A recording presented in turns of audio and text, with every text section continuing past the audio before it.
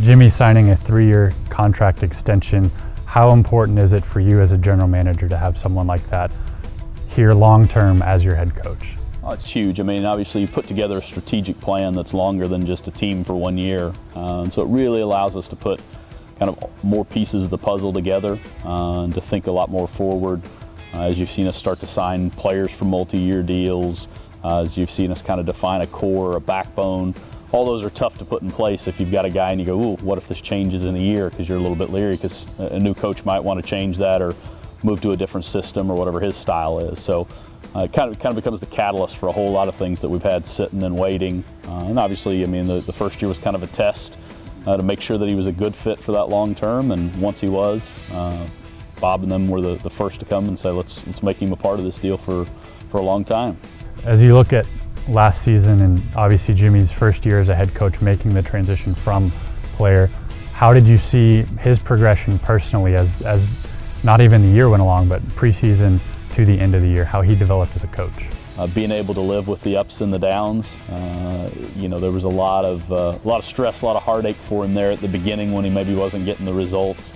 And so it made him kind of reactionary to not necessarily want to kind of stick to his plan. But really his plan hadn't had a chance to come to fruition at that point. So he's kind of learned the patience that it took to allow things to start to fall into place. And then I think, as with anything, I mean, the more coaching you do in terms of tactics and those types of things. The position he played, obviously he had a lot of experience at that, but there's no substitute for kind of that on-the-job training where you have to make a decision and then you see what happens with that decision. You have to be able to react to that decision. The place he probably didn't have to grow much was as a team manager. I mean, as the captain of the team, he knew how to be a player's coach already at that point from kind of what he was as a player. When you look at this time last year, he was still playing.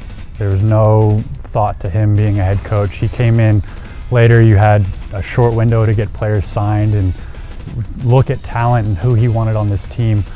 This year, as you mentioned, there's already a handful of guys signed. They're having a camp the past 2 weeks, really already getting the wheels in motion as far as the team makeup for next year. How does that shape up when you look at 2015 to already be several steps ahead of where you were at this point last season? Oh, it's huge, and you know, I think the exciting part is not only are we kind of jumping ship ahead of where we were at last year, but we really feel like we're starting to kind of help set the lead even in USL Pro for more of a year-round model, both from a community perspective, because again, we've made it real apparent that we want the guys being here so that people can be ingrained and in touch with them and become fans and get to know them. But then also obviously from the soccer side. I mean, that's a really long break when you're not able to kind of have that full time to keep guys in and really work on some things. So last year it was really about just putting a team on the field and making them be able to compete.